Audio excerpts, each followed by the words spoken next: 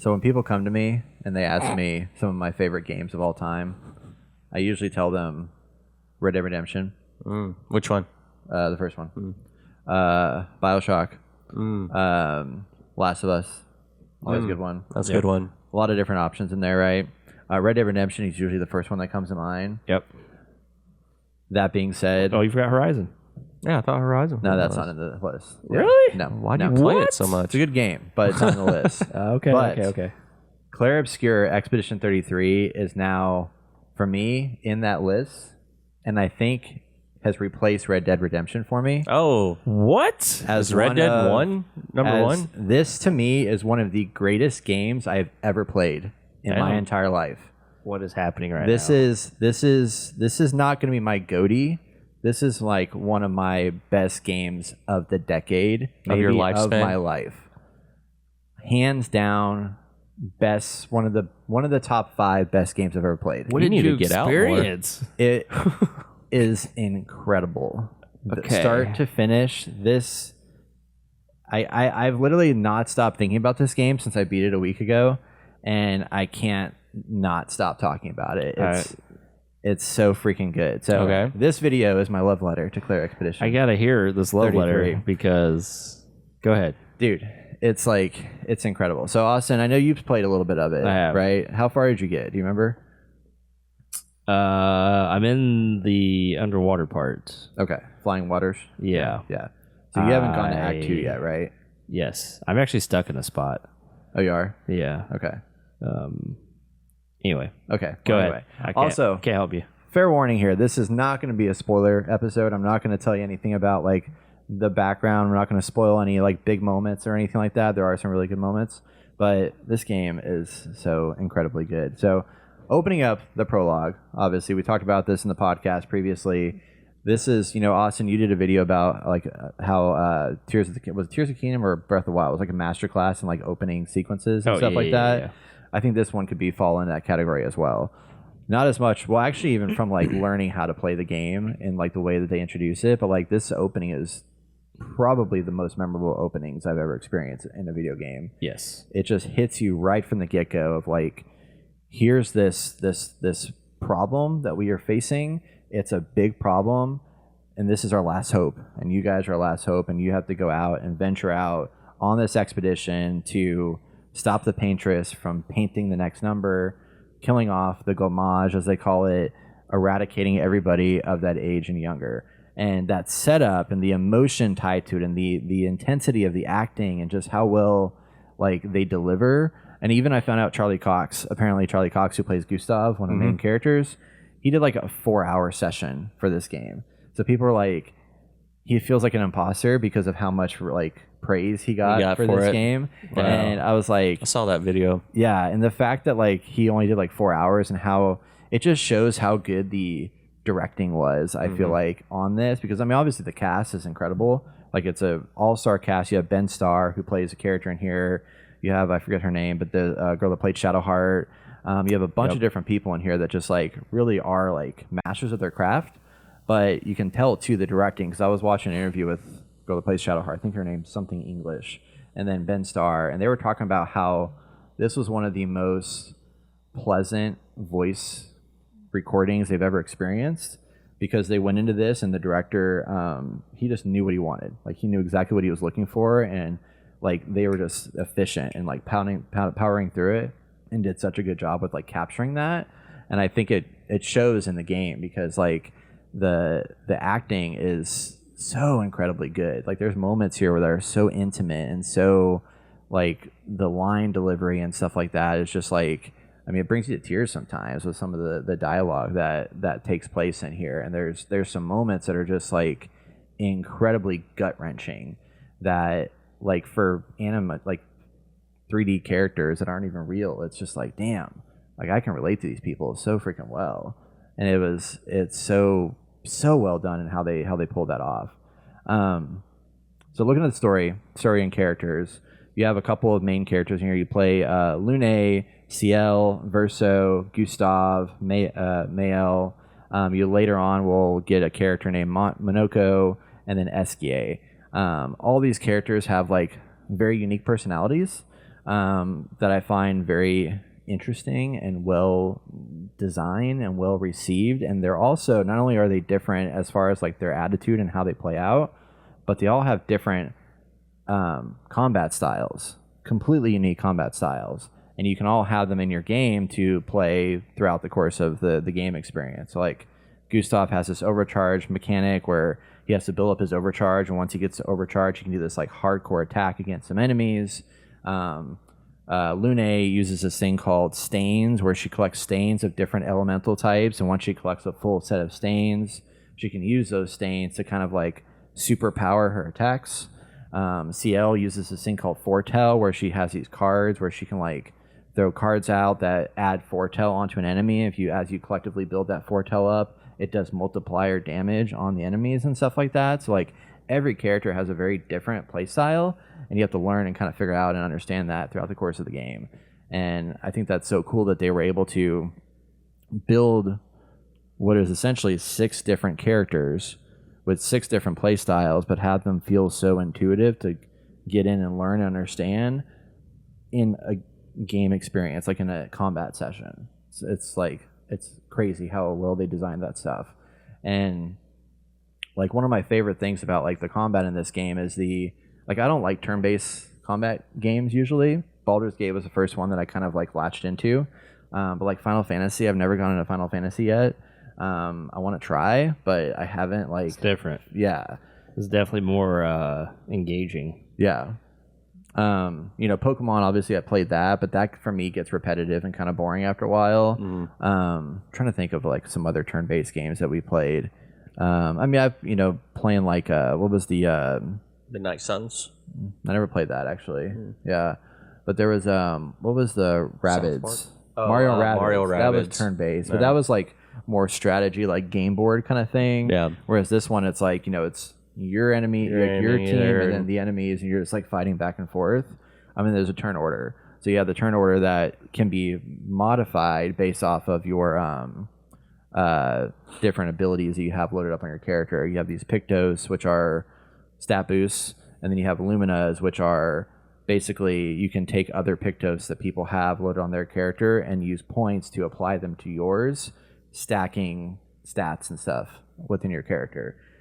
So it can get pretty dense with like how much you can like customize each character to find ways to min-max their abilities to really output like intense damage. I've seen some people play this game where like they do one hit and do like 61 million damage on a character. Like they've broken the game. Wow. And when I was watching a video of them on there's a guy, Skill Up. Have you guys seen Skill Up on YouTube? Mm-mm. So he's a game reviewer, pretty popular out there. He hadn't reviewed this game yet, and people were like, what the heck, why hasn't he reviewed Expedition 33? It's because he was working on an 1.5 hour long deep dive documentary about how this game is a masterpiece, and he spent time interviewing everybody from the game to build this like big long video.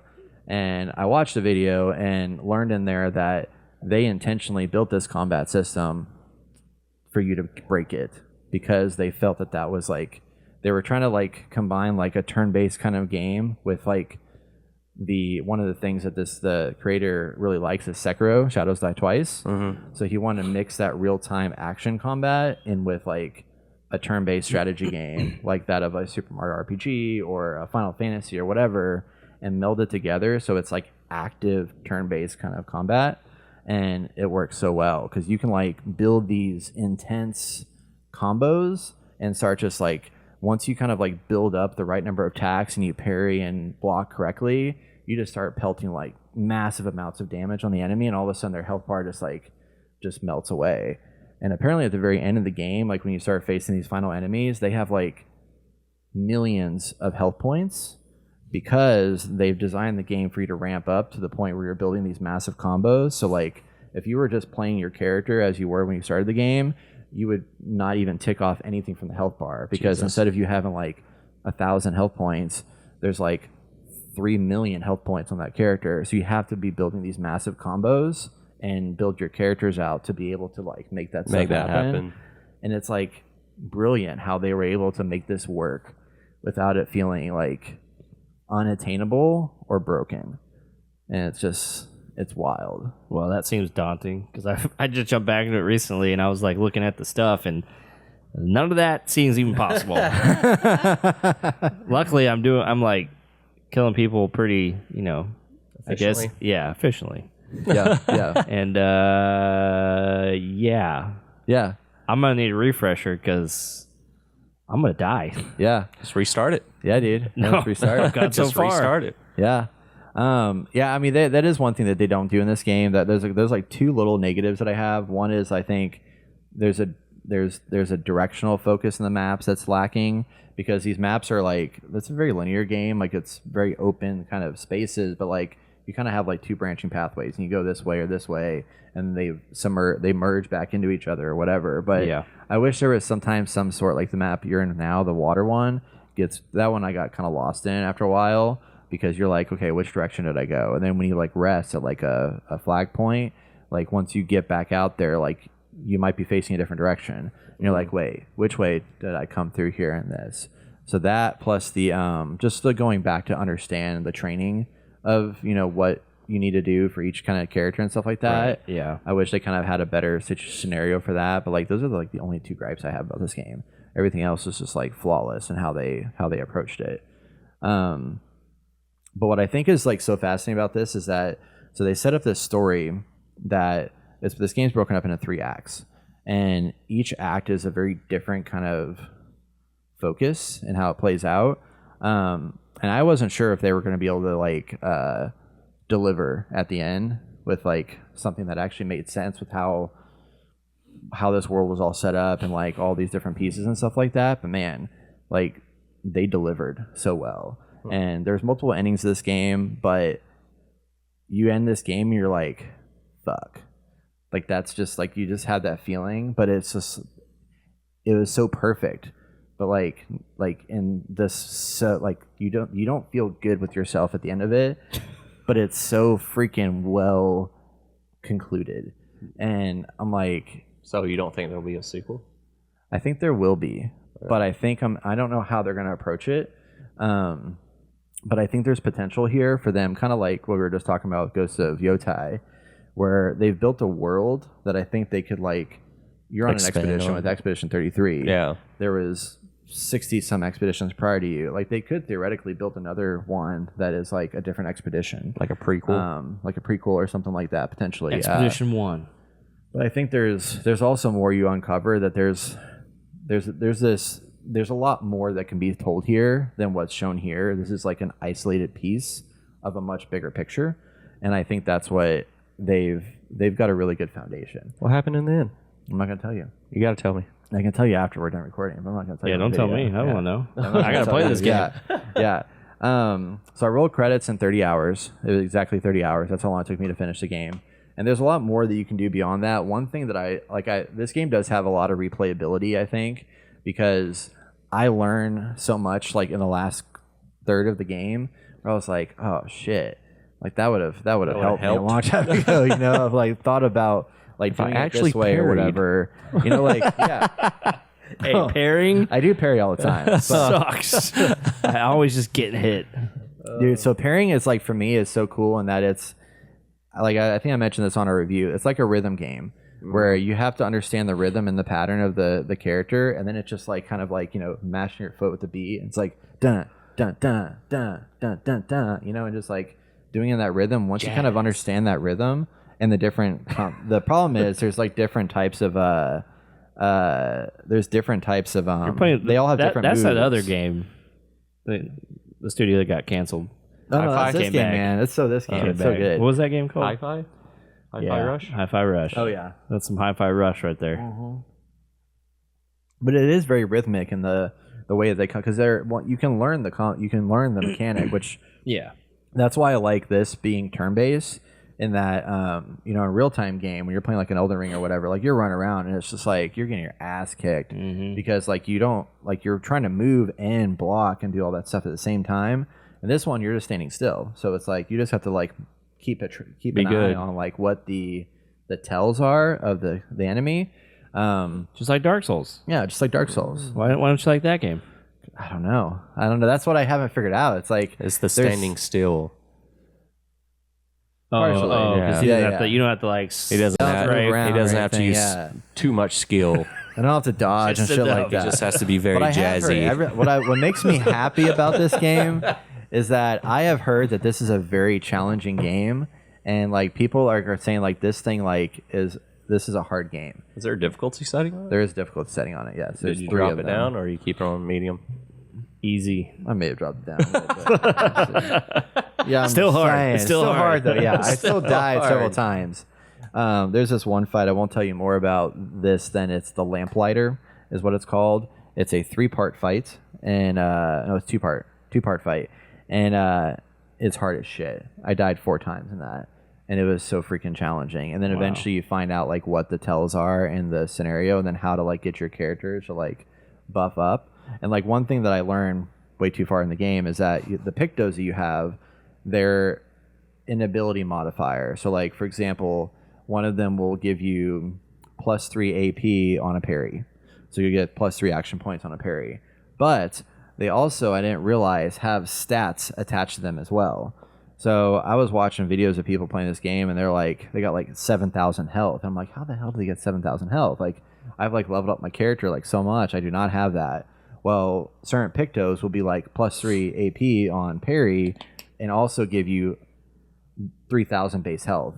Jesus. So then anything you go beyond that will just increase that it. on your modifiers, on your stats, on your character. I was like, oh, that makes so much more sense. So suddenly I went from like weak ass characters to like I just like respect all my characters, and then just put points into like the 2 or 3 things that I knew they needed to focus on, and suddenly I was like god tier, and it was amazing, and it made so much difference. But that was challenging at first to understand kind of those mechanics and everything. But Yes, once you figure it out, you feel the thing that's so gratifying about this game is once you learn the rules and how to like break the game a little bit, you feel every hit and attack feels so incredibly gratifying. And it's just like crazy how much like, I mean, it's like when we're playing in the finals and like we get those final clutch moments and we like finally get that point at the very last minute and capture and win the game. It's like, oh my God, we did that. It's like this in every combat encounter. Like I have those feelings of just excitement and hype when I'm doing adrenaline that. And it's just rush. like you start seeing those yellow numbers pop up, and I'm like, oh my God, Dopamine. I'm kicking them asses. Jazz. It's so good. Yeah. But I love to see that they like legitimately like they designed this game to be breakable by the time you get to the end, because otherwise you just couldn't beat it. And I think that was kind of cool. And there's also a lot of like what I want to do is I want to go back, because once you beat the game, you have the open world available to you to like just explore, and you can go and like continue to level up your characters. There's other like little side story things that I kind of didn't focus on. But I can go back and do that now, and like continue to like kind of expand my character and uncover new little side bits and things of that nature. And I think that's really nice. Nice. So, Game of your life. That's what you just said. game of my life. Greatest game of your life. Game of the year this year. Yeah, I think so. Tell you, it's going to be up there.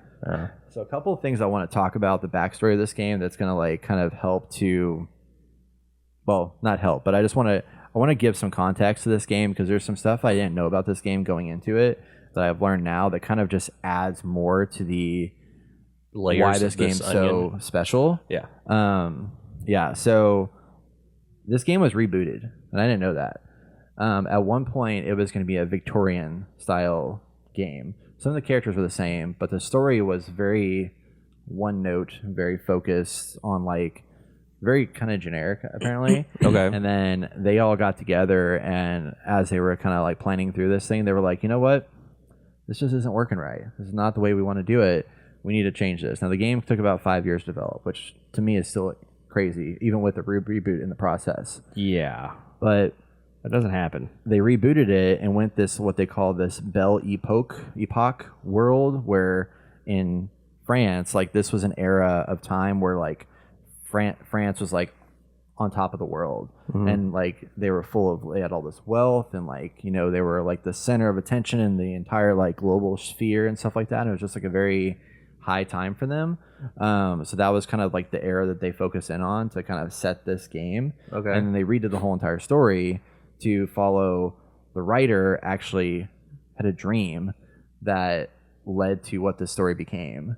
And so a little bit about all the different people that are in the game. The main character, the main guy, I think his name's Guillermo, or it's like a French name. Guillermo.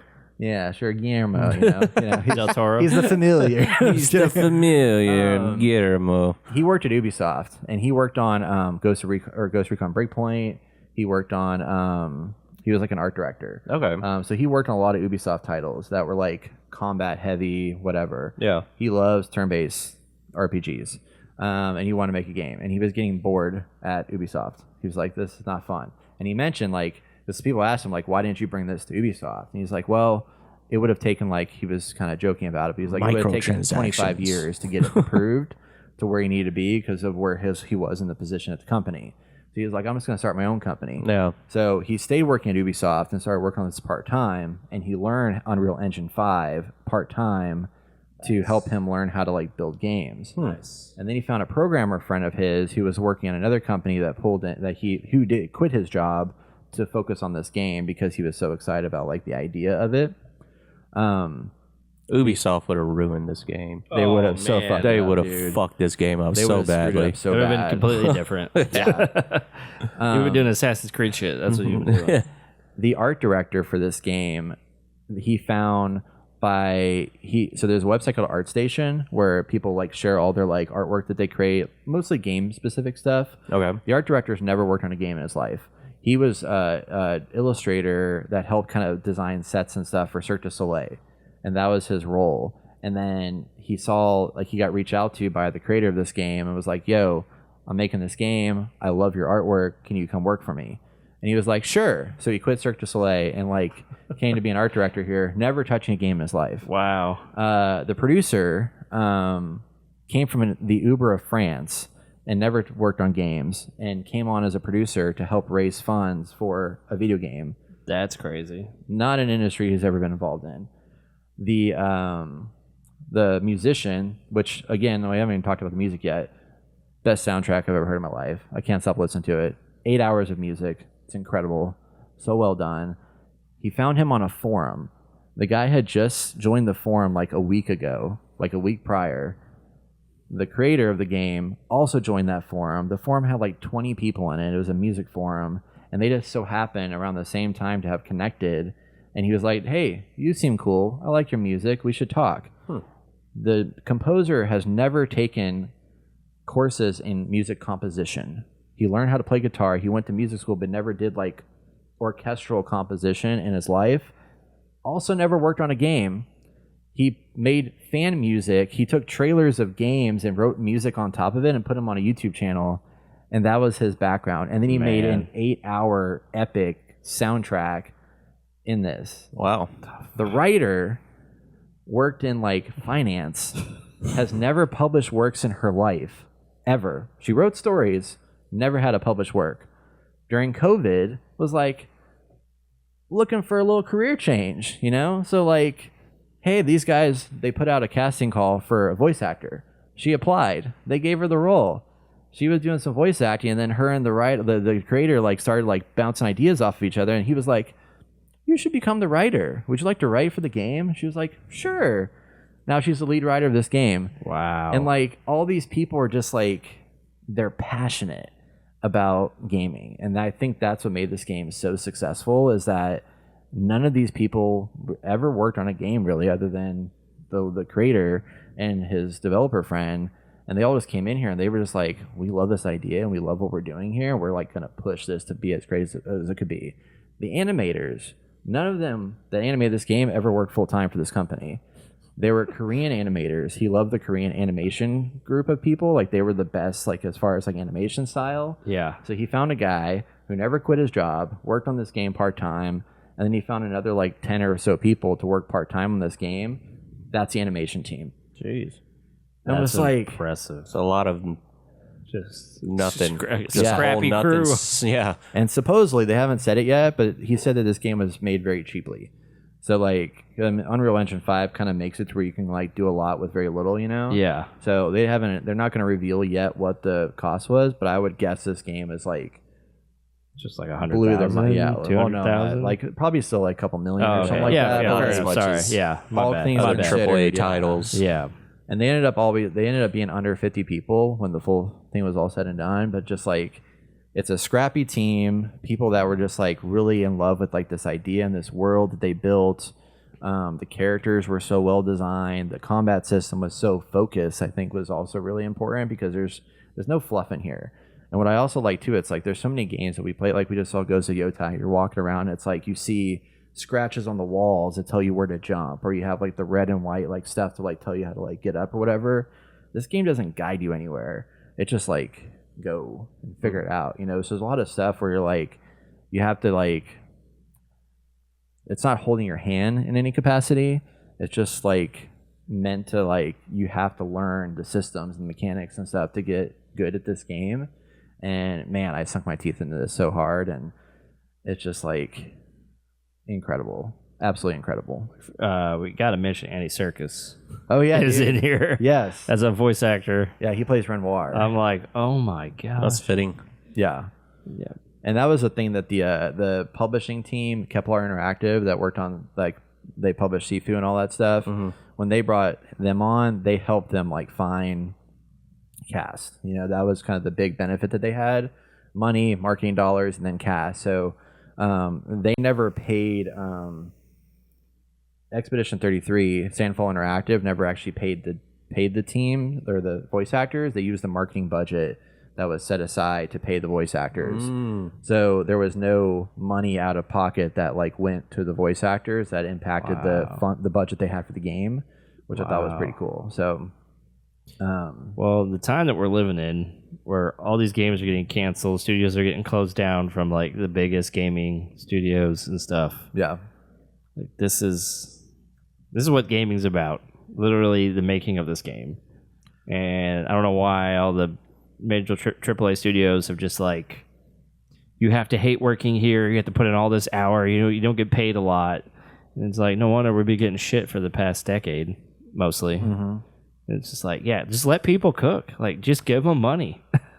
Let them do it. yeah. Well, Why can't we do this? I mean, I think the passion definitely has to be there. It's like you got to have these people that can like pull things. Like, you know, they have to want to make something special. Yeah. And if they are given that, and then they do have the money access, you know, but a lot of this thing I think was very much like it was a lot of grit and determination that made this game come together. It wasn't, I mean, they weren't throwing money early on. They spent a lot of time working on this game without knowing if it would even come out, to be honest, you know. And then when the reboot happened, like that was a big deal for them to like have to like basically throw away.